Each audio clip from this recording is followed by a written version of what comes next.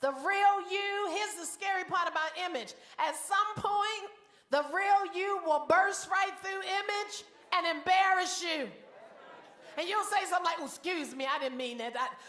My problem when people say, I just slipped, my problem is not what you said. My problem is that it was in there to come out. From the abundance of the heart, the mouth speaks. Don't apologize. It was in there. It only came out because it was.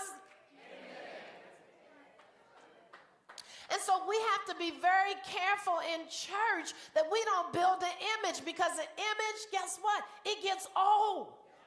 It wears out. It doesn't last. And to be honest, God loves you. You don't have to put on no image. If people can't accept who you are, take care. God loves you. Why go through all the trouble of trying to convince somebody that you're one way to get them to like you? If they don't love you just for you, bump them. You've been accepted into the beloved. Don't put yourself under pressure to make people accept an image that's not you. So integrity says, I'm going to put a value on myself.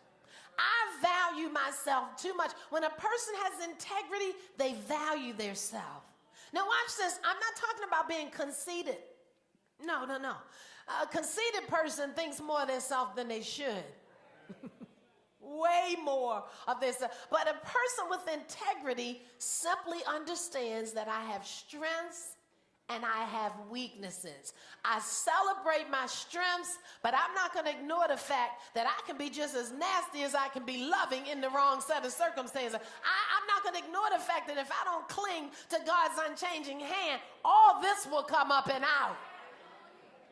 And so a person with integrity is in tune with who they really are, so much so that they develop a dependence on God. They say, you know what, Lord? You blessed me with some gifts, talents, and abilities, but I don't forget this nature in my bloodline. My whole family got this thing. God, if you don't keep me close to you, this is going to flare up. So I'm going to stay on my knees. I'm going to stay in worship. I'm going to stay in your word. I'm going to stay in your presence, because I need my strengths to be up here, and I need my weaknesses to be down here. Because when I'm not in your presence, this happens. Am I making sense?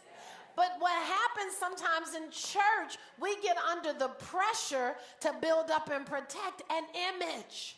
Oh, I'm a deacon now. I gotta act a certain way. No. Be who you are. Just be yourself. Oh, I'm on the worship team now. I gotta act a certain way. No. Bring who you are to the worship team. Now, if who you are doesn't fit up there, then we're going to put you back down here, let you get it right, and then you can come back up there.